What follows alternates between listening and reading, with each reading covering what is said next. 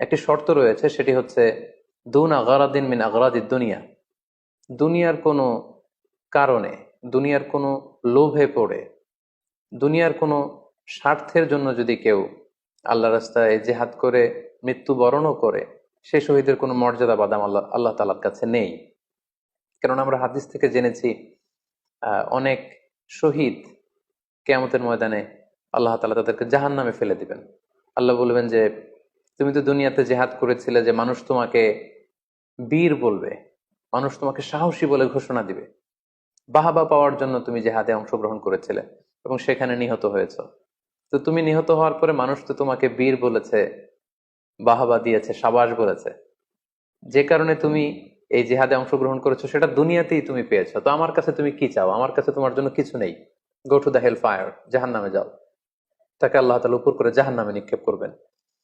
তো এজন্য শর্ত হচ্ছে যে দুনিয়ার কোনো স্বার্থে নয়, শুধুমাত্র কেবলমাত্র আল্লাহর দিনকে আল্লাহর জমিনে